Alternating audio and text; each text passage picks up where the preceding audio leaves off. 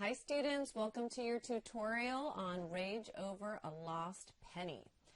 Alright, let's get started. One of my main goals for you in this demo is to show you how to break down the elements and to build up your skills one at a time so that you can pull everything together with confidence rather than frustration, because this song does have some challenges and it is ultimately meant to be played at a rather fast tempo. So the first thing we're going to talk about is this symbol here. This is our key signature, and it's an F sharp. It's also an F sharp in the bass clef, telling us that all Fs in this song are sharped.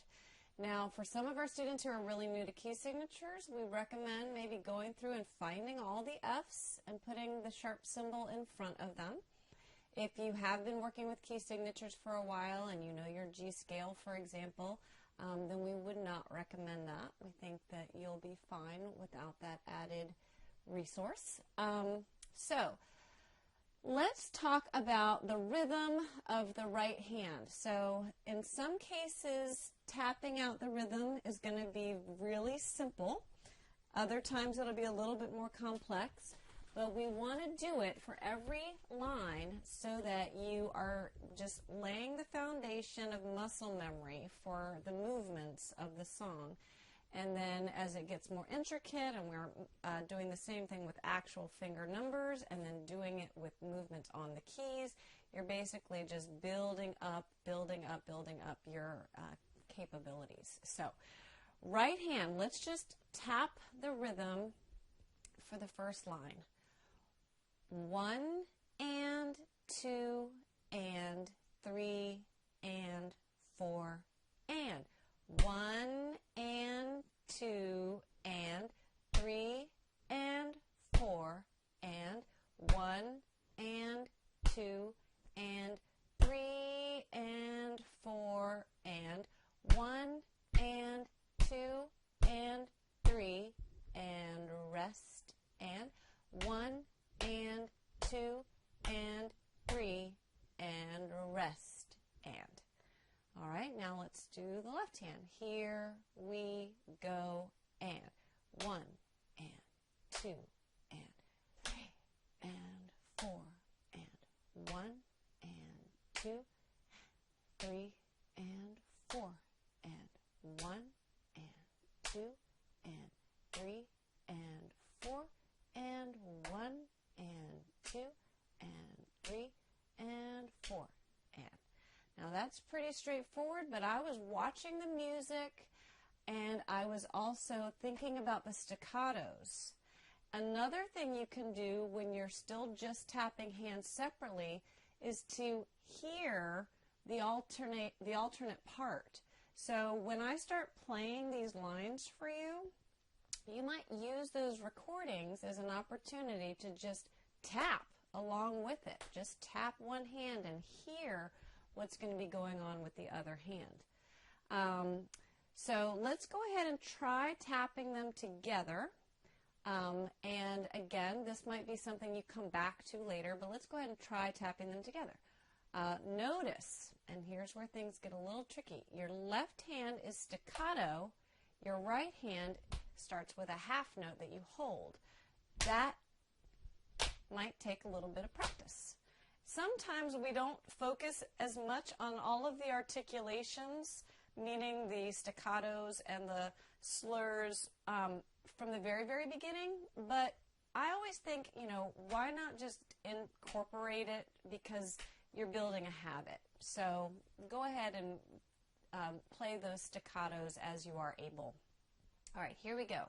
Hands together, 1 and 2, and here we go, and 1 and 2 and 3 and 4 and together, together, together, left, right, right, together, right, together, left, together, right, together, right, together, left. All right, so really thinking about, ooh, when should my right hand be holding but my left hand is lifting? When is there a rest? So I shouldn't just be lingering on the note before. All right, so play along with that as many times as you need. And now let's take a look at the notes in the right hand. So the right hand starts with thumb on the space right below middle C. Looking at my cursor, there's our first note, and that's a B. So we're going to play a B with our thumb, and then third finger just up a third to D. But then we have to lift our hand and play thumb on G, and then third finger on B. And notice it's half note, staccato, staccato, staccato, staccato, half note. We'll count that out in just a second. Now sometimes when you're crossing your third finger to your thumb, you would go under, but because this is such a big jump from third finger to thumb on G, I suggest you go up like this, kind of a little arc. And really, you're just going to want to do what I'm doing. Out of time, in time, fast, slow, until you really have the accuracy of hitting that G without kind of grabbing two notes at once. You'll want to do it looking down, and then eventually you'll want to do it with your eyes up on the music, and you'll start to feel that distance, okay? So let's count those two measures and play it. 1 and 2 and 3 and 4 and 1 and 2 and 3 and let's get ready to move, and 1 and 2 and 3 and 4 and that's good. Now right hand pinky is going to land on D, D, C, D, C, skip to A, rest, D, C, D, C, skip to A, rest, all right? And now you're eventually going to need to play those notes quickly, and you may not have built up a lot of strength in your fourth or fifth finger. So two things. One, build up some strength in your fourth and fifth finger. When you're just sitting around, try to keep all of your fingers touching your leg and just play your 4, 4, 4, 4, 4, and then 5, 5, 5, 5, and then 4, 4, 4, 4, and then 5, 5, 5, 5, and then alternate, alternate, alternate. But don't let these other fingers lift up. You're really isolating some muscles in your fingers when you do that. You can do it up on a surface too. 4, 5, 4, 5, 4, 5, okay? But you also can use your wrist rotation. Up, let me get on the right note. See that? I'm just letting my wrist help out and use a little bit of gravity. All right, so that's another technique tool for when you are speeding up that section. All right, let's play through the first line right hand one more time with the count. 1 and 2 and here we go. And 1 and 2 and 3 and 4. Move. 1 and 2 and 3 and 4 and staccato, rest, staccato, rest. All right, now what's the left hand doing? The left hand just has fourth finger on G. Now, I will tell you, for the first note, your left hand's just going to kind of have to lean into that fourth finger on G and open the door, basically, for your right hand to play the B, because they overlap. But then as soon as your right hand moves up to its D, you can start to close the door, and then once your right hand moves out of the way, you're good to go, because you're going to have a C with your thumb coming up. But for right now, let's just kind of remember, for our first few G's, we got to have our first, second, and third fingers out of the way. All right, so here we go. 1, 2, here we go, and 4, 1, the G, remember your staccatos, 1, 2, 3, now add the C, that's it. One more measure. That's it. Now, this might be a good time to go back and do those taps again, right? Those taps. But before we try to play it together and accurately find the notes, let's see if we can just match the fingering on our legs, okay? So we start with 4 in the left hand and 1 in the right hand, and our 4th finger is the staccato. So 4 and 1, and now we're going to move ahead from there. Okay, so 4 and 1, then 4 again, then 4 and 3. Now right hand jumps, now 4 and 1, now 4 and 3. Now 4 and 1 in the left hand, right hand to the pinky, 5, 4, together, 4, then 2 in the right hand. Now 5, 4, now 5, 4, and 2 in the right hand. Now if that's helpful, like really helpful for you, you might want to jot in a few more of the finger numbers so that you can do that exercise along with me and really keep your place. Because I'm looking at that D in the right hand on measure 3, and really I remember that's going to have to be my 5th finger. If you don't remember that without being on the keys, you might want to write it in. That might help you if this exercise feels valuable to you. All right, so do that a few times. Another thing you can do on the keys, if you're not quite ready to pull it all together, in addition to kind of miming the finger numbers, is you can go through and just play the places where there's parallel movement, or where the right hand and left hand are in fact going to play together. So for example, the first note is 4 and 1. You might want to do that a lot. Get that staccato in the left hand, hold in the right hand. Then we're going to have a 4 and 3. Then when we jump, we're going to have a 4 and 1. In the second half of the second measure, we have a 4 and 3. Then we have 4 and 1 in the left hand with the 5 in the right hand, and that's going to happen twice with the passing note in between. And then the last part of the third measure is 4 and 1 in the left hand, and 2 in the right hand, and then that repeats itself. So we've got the 4 and 1 with the 5, and the 4 and 1 with the 2. All right, so again, if that is helpful for you, that might be a nice building block to what we're about to do, which is just to pull it all together. Now, I'm going to go to the big piano. Hopefully you have your sheet music with you so that you can, still follow along, but see my hands a little bit better.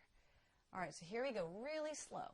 1 and 2 and 3 and 4 and 1 and 2 and together and move right hand.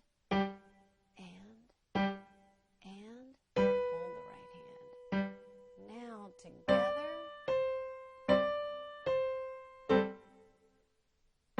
right hand's not staccato until the A. Okay, so again, when you get to this section, play just one hand and listen to my left hand.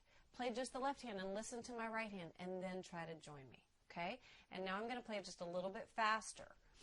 1 and 2 and here we go, and here we go.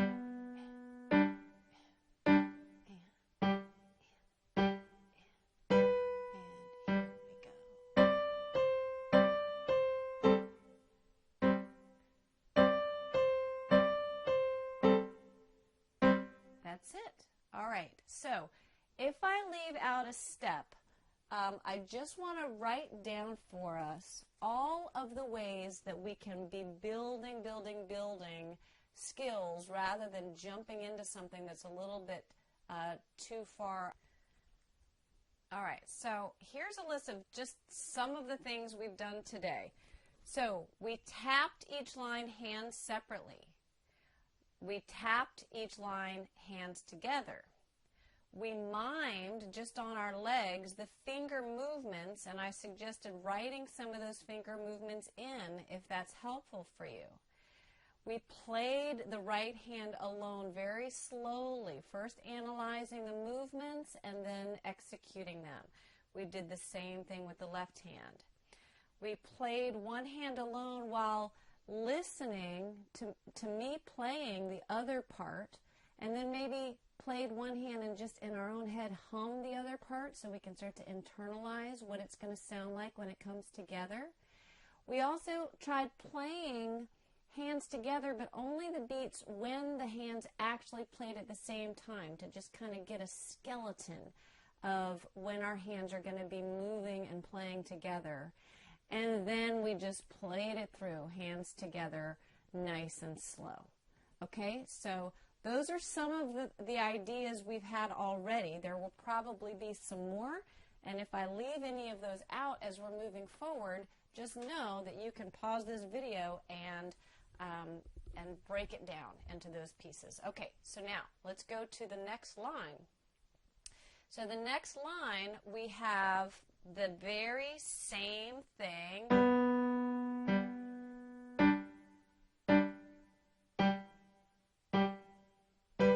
All the way until here. This beat right here, instead of a rest, we have another A, and then we're going to land on G. So let's play this right hand part by itself. Here we go. 5, 4, 5, 4, 2, 2, 3, 1. And then we'll rest. And the left hand didn't change. The left hand did exactly what it did before. So I'm just going to kind of jump ahead since we've already broken down those elements. And I'm going to play the whole second line at the really, really slow tempo. 1 and 2 and 3 and 4 and 1 and 2 and 3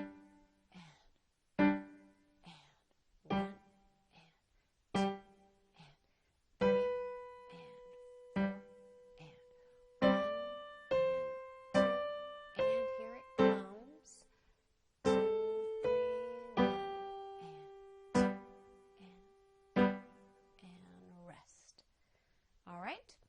and 1. And now I'll play it just a tiny bit faster.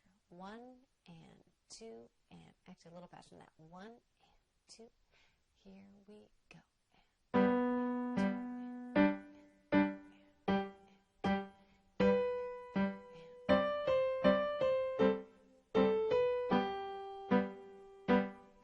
So the first two lines you might be ready to play together. All right, so now let's go to line 3. I think on this one I'm going to go here. All right, so we landed at the end of line 2 with your right hand thumb on a G, and now we're coming to this position with your 5th finger on B. So notice my hand. I had my thumb on G for that last note, and now I need my 5th finger on B. So if you want to just look at one finger, your pinky is moving from a D to a B.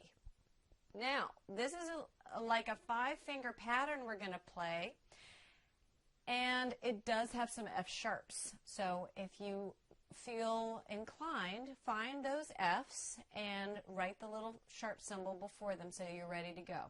But let's walk through the fingering here. So 5 on B. 5, 4, 3, F sharp, F sharp, 3. Now we're at the end of this measure. Thumb is going to cross under, and why?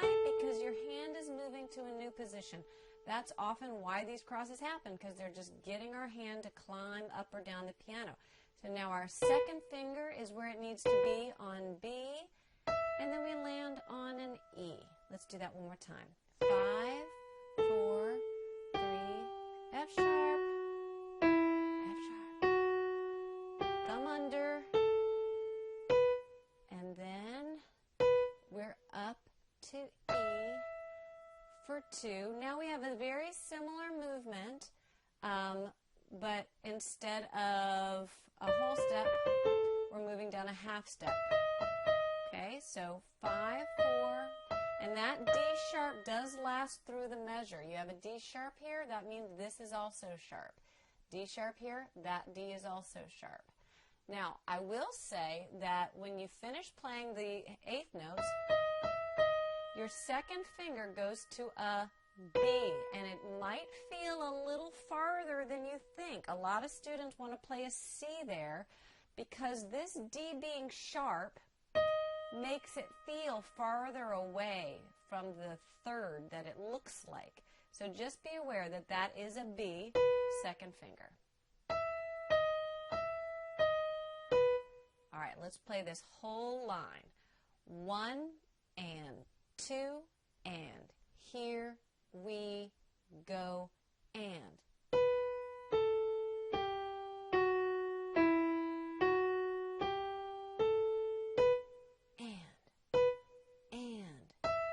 And 2 and rest and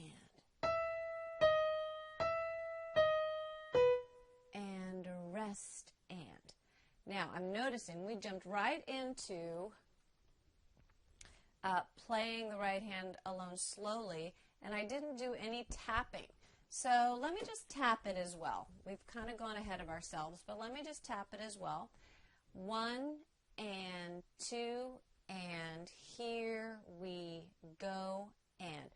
1 and 2 and 3 and 4 and 1 and 2 and 3 and 4 and 1 and 2 and 3 and 4. 1 and 2 and 3 and 4. So now let's bring in the left hand. We could tap it alone, and you're welcome to do that. But for, the length of this video not being eternal, I'm going to go ahead and put them together. But notice your left hand is a quarter note and then a rest, and then a quarter note and then a rest. So it's going to be tapping on beats 1 and 3. Here we go. 1 and 2 and 3 and 4 and 1 and 2 and 3 and 4 and 1 and 2 and 3 and 4 and 1 and 2 and 3 and 4 and 1 and 2 and 3 and 4 and. All right? And notice if you're able to already get some of those eighth staccatos in one hand and legatos in the other. And if you want to skip ahead, you're going to be able to tap while I'm playing and listen to the other part.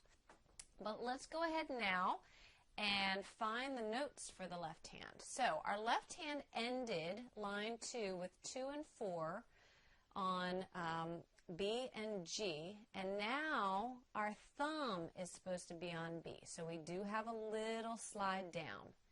So the first interval is a fifth with E and B, and that happens again, once more, and then we're going to play 2 and 1.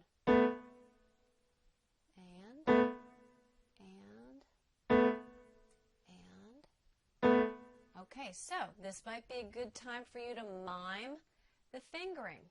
So left hand 5 and 1, and right hand is starting this 5-finger pattern. So here we go. 1 and 2 and 3 and 4 and 5 and 1, 4, 3, 2, 5 and 1, 2, 3, cross, 5 and 1, 2 in the right hand, 2, 5, pause, 5, 4, 5, 4, 2, with the 2 and 1 in the left hand, and 5, 4, 5, 4, 2. Okay, again, if that's helpful, write in some of those numbers. Now, I'm going to go to the big piano, and I'm going to play line 3,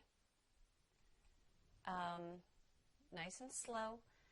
This is for tapping along with, or playing hands separately, or playing hands together, wherever you are. 1 and 2, and here I go, and 1, and 2, and 3, and 4, cross, 1, and 2, and 3, and 4, and 1, and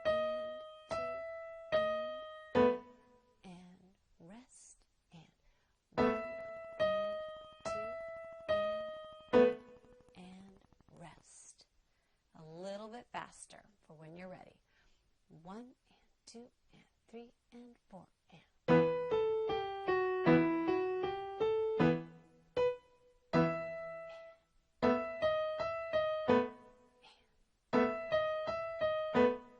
That's it. All right, so now let's take a look at the next line. It looks like we have some nice similarities. Listen to the first 2 measures.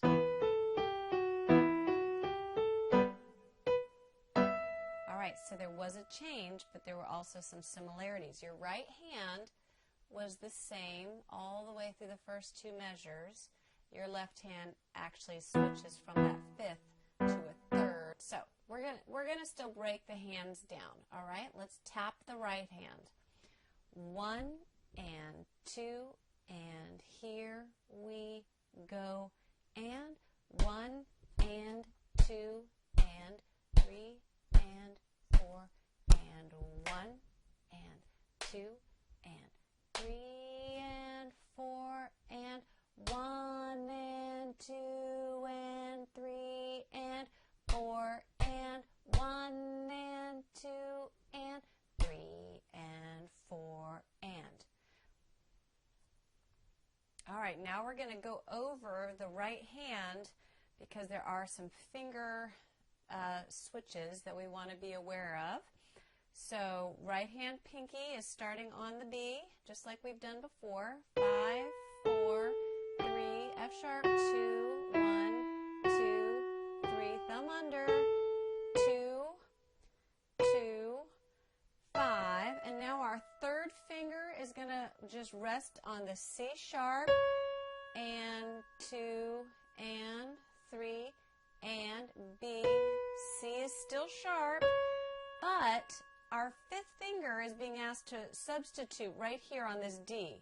Our 4th finger is naturally there, but our 5th finger is told to go there because we have this huge jump coming.